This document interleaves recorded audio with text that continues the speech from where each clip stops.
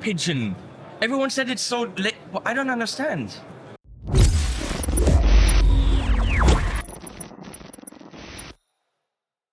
So at the start of day 2, I'm back in Guitar Summit, and I've just met Angelo, who makes Panucci guitars.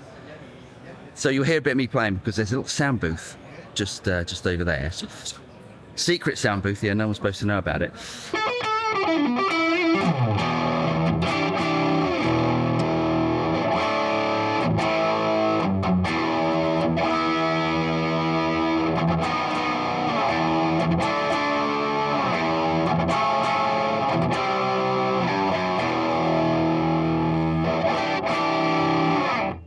That is probably the best Les Paul style guitar I think I've ever played.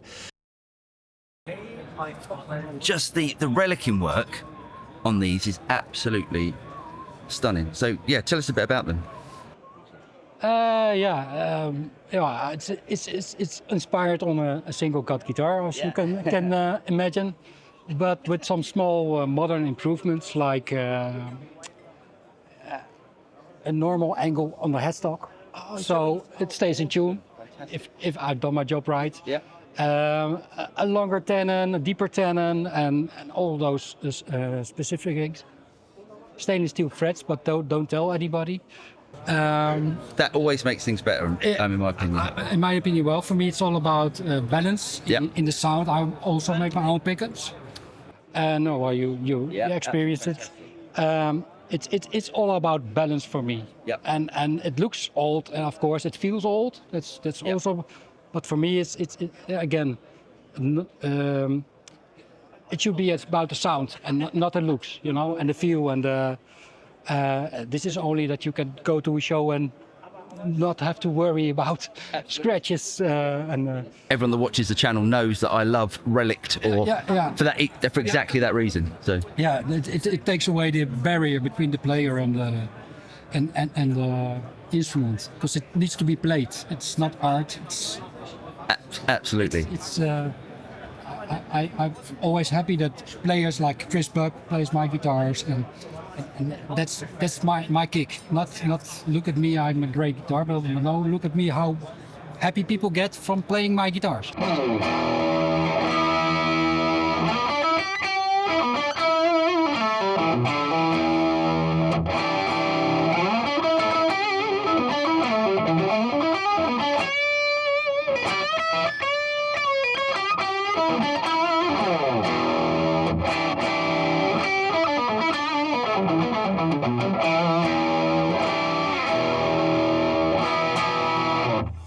And Danish Pete has a guitar of mine. Does he? Oh, yeah. Great. So, my own medal. I make my own medals as well, but yeah, everybody wants this. So yeah. They're absolutely stunning. So can you go through just like the rough prices? They start around 7 to 7.6. Yeah.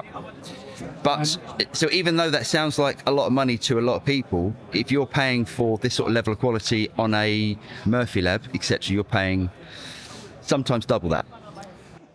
Well, break it down. Of that is 21% is tax. Yes. That's like almost 2,000 euros. Then 40% is income tax. So in the end, and 800 euros on materials. So the plumber makes more money than me. Absolutely. That's great you broke it down like that. I only make 25 a year. You cannot order. They're all sold within a minute, literally. So I'm a luxurious guitar builder that's been lucky that not all guitar builders have that same luck, But I always keep them for the show, because here people can try them and fall in love. Otherwise, it's only shipping boxes to wherever. And again, it should not be about me. It should be about the guitars. They either speak to you or they don't. They definitely spoke to me. Yeah. They sound and look absolutely fantastic. If I did my job right, then the guitar should sell itself. Well, it certainly does that. Anyway, really good to meet you. Yeah, thanks. I'm here with Thomas Blug, amp guru extraordinaire. Thomas. Yeah. So we saw this in NAMM. Of course. That was the first time I saw it, and you were playing it, and for me it was a highlight of NAMM. like you playing that, and it sounded absolutely incredible. And what you heard was a like cranked 50-watt plexi that I was demonstrating my power amp saturation circuitry with at a volume where we could still speak. Yeah, it's incredible. And this was maybe a long-term, maybe even lifetime dream of myself, because I'm a big Marshall fan of the vintage stuff, and I never found, a practical solution. I've tried everything, power soaks and things. They go, but there's compromise and things. Sure. And just fulfilling my own little demand for that, haunting tone with the endless sustain that you can get with all this power. You can feel it, even though it's at lower volume. So this is what you heard at NAMM. And what happened after NAMM is I was diving into the high-end, high-gain section. So is that what you've had the problem? Is that what's held it up as such? Yeah, I mean, there's many things. Okay, I mean, there's not only one thing going on. There's so many things going on in the MX project. You have to understand this technology does not exist. Yeah. So I have to... I'm crazy. I came up with the idea of having this all analog circuitry that is so flexible to recreate any tube amp I have ever seen. And these are quite a lot. And I'm paying a lot attention to detail. And so, it's not about having one great sound and putting it in a box and out there. I want to create a platform that I can use for the next 10 years to come up with my sound designs of traditional amps that we all know, and my own amps that I can realize on this platform. Awesome. And so maxing out the platform to go into any style and any character nuance is what's holding up the project. Because when I find something that I'm not happy with, I take the time and I want to know. But that's the thing. So people have got to know that when this thing comes out, it's because of you've just been so precise about exactly what you want. There's no compromise, is there? Yeah. So it's exactly what it is. And there are great tube amps out there. There are great modeling devices out there. But for me, I try to have the convenience of the modeling, modern age, combined with the feel and the tone of the traditional old tube amps at any volume, because that's the modern scenario I have and many other of us players have to live in. Mm-hmm. And there's nothing wrong about the great old tube amps, but my plexi is fucking too loud. Yeah, of course. Yeah. and the moment when I try to do the mods that are known, the double master here and blah blah blah, some of the magic is going away. So I have the feeling, for me it's my dream to make this my own amp collection in one product. Yeah. And of course, people should have also their amps, and therefore it needs to be open, and it has to have all these wide range of effects that you need to recreate the amps. And this is so exciting, because every time I have a new amp, every time I learn things, and I learned a lot of amps in the past, and now to recreate this here, I still learn, and I know, and this is the most important thing, that my circuitry now can recreate that by doing field tests with very specific amps that are doing weird things. An amp that is totally controlled like a dumbbell is a piece of cake. It's so easy. In the tube world, certain amps where people try to have a quality, to have a very stable, consistent sound quality, this is very easy to recreate. But amps that are doing very messy stuff when you play them, like especially old tube amps, vintage amps at high volume, that's a really tough gig. And this is possible here. And the other thing is, now with the modern amps, I was just into the 5150 kind of thing, and there is a certain, I would actually call it noise, which is not tone, but it adds up to be a tone. so it's important, and that stuff is now in here too. So I can sign off this kind of PCB on the analog side, and the next level is only to be on the digital side to make the models now, and that will speed up our release approach or the release a lot, because I can finally say, keep that, this is fixed, one of the parameters is fixed, and I can sign it off, which means a lot. Yeah, but yeah, that's great. So is that what's changed? So you've sorted out the high gain amps. Is there any other new things since? Well, there's a lot of new things in here. I was also revisiting every stage after, as I usually do. For instance, there's a wah-wah slot. And on the wah-wah slot, I have those old Farcell wah-wah pedals from 1967, I think it was. I have a collection of 3, all the very early ones, and they have different components, different coils. So this wah-wah section does it all.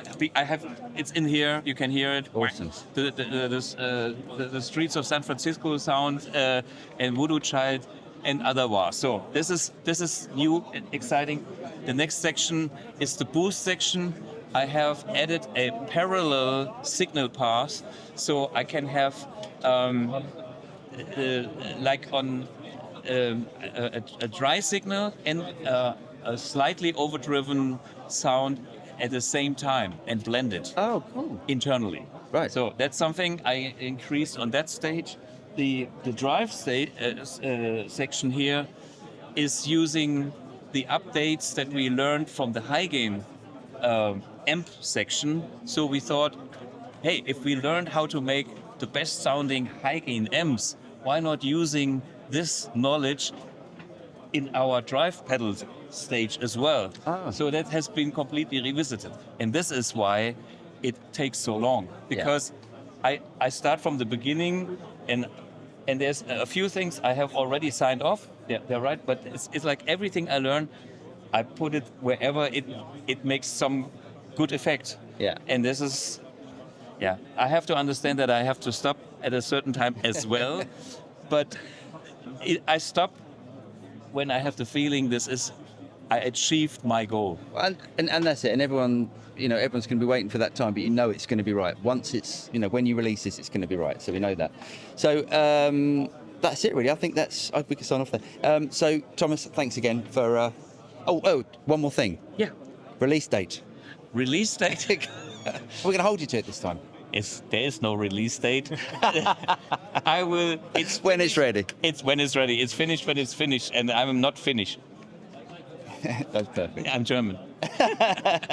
Cheers, Thomas. Thanks, mate. Cheers. Thank you. Thanks, mate. So when I was playing the Panucci guitars, I was playing through these AMS amplifiers, and Ben's here from AMS Amplifiers. So I just thought I'd go to the range because they are absolutely fantastic.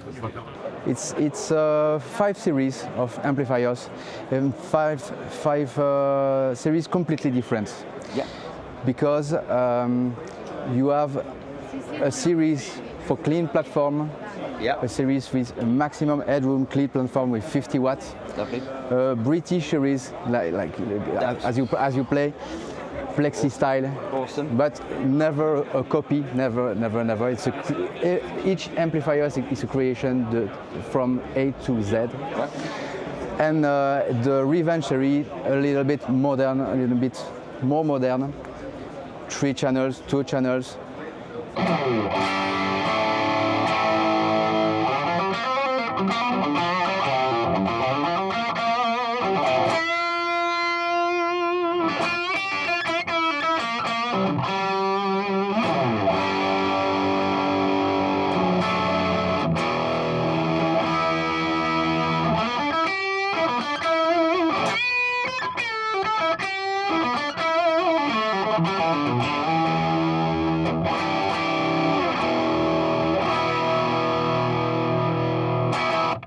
The thing that I was really impressed with was at such low volumes, got all of the all of the The master volume is very linear. Yeah, and it's very difficult for me to build an amplifiers who plays at low volumes. It's very important for me because in general, when you play a 50 watts, it's impossible to play at low volume. For me, it's important to design that. So go through. Can you just talk rough prices of your amps and where people can get them? A range of price? Yeah, that'd be great. A range of price. It starts to under 1,000. Under 1,000. Under. Wow. Yes. And 3,000 for the more expensive. That's still great. That's still sort of fantastic pricing. Ah, yes. So we're reaching the end of the day, and I walked past this booth, and I thought, what is going on here with these absolutely crazy guitars? So I'm with, I'm with Werner. Yes. Werner from Vende Stromgitarren. Yes. Yeah. Boom. Hi. Very nice to meet you. Tell us about them. Tell us what's going on. Where do you make them? Where are they from? Also, Wo sie her sind, wo du sie machst. I make by myself Yeah. all guitars, all my designs, Yeah. all per hand. And you're based in Germany? It's not working.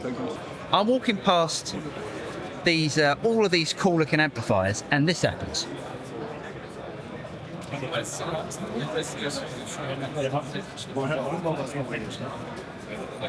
So this is Lenny from Hook. Hi. Oh yeah. Hi. So tell us what's going on, because that is. So you've obviously got like a bunch of little men in the back. That we made Little Small Man. Yeah. Well, actually, it is a complete tube amplifier, like guitarists like to play and hear. Yeah. But it is made with the technology that you can save your presets. So it's a 2-channel amp, and you can fit it with either EL34, 66, or 6v6. And program your sounds in one of the 32 memory places. There is a load in the amp, so you can use it standalone. Oh, wow. So it's you can use it just like the top and take it with you without a cap. And there's a speaker sim with output on the back with 16 presets, and you can upload your own IRs also with the app from the computer. And so it's a complete rig. Yes. So I'm walking around and I see these stunning looking guitars, and they're called Carrozza, and they're from Brazil. So I thought I'd pop over. And what's your name again? My name's Alex. Alex. So Alex is going to explain to us all about Carrozza guitars, because they're Brazilian guitars and they look absolutely awesome. Well, I'm trying to give it my best. You'll be awesome. With these guitars, actually, the story of these guitars is Alessandro Carrozza, who's the company owner and maker of these guitars, with his little custom shop close to Sao Paulo in Brazil. He's the son of a carpenter. So his father, now 85 years old, has always dealt in woodworking, and has a lot of great wood suppliers, because all these guys, whenever there's an old bridge collapsing, or there's a house to be torn down, or a church taken away, or whatever, they give him a call and say, we have a lovely log of mahogany and tropical woods. Would you like to get us, So are all the woods reclaimed? They're reclaimed. Oh, fantastic. Reclaimed woods, they're all, particular woods that you can only get in Brazil. So then when his son was about 8 years old, he caught the bug, music became his passion. And he obviously became a guitar player. And then he said, well, at 12 years old, I'm going to build my own guitar. So in keeping up with that tradition, he became a full-fledged Luther and is building these guitars out of Sao Paulo, and now trying to take the step over the big lake and see whether there's some opportunity in Europe. So we're trying to support him in that. And then these are just a run, through his catalog of possible models, but it's a custom shop. You can get whatever you want, and whatever is out there in terms of parts and pickups and bridges and hardware and have you, what's out there can be in there. And these guitars, as they are all fabricated out of, tropical woods, reclaimed, they have no negative footprint. And they play very nicely. They're good quality guitars, and the price range is just from slightly above 2,000 euro to just under 3,000 euro. But that's for a custom. For custom-made guitar. So when you look at this guitar, for instance, This is like a super strat.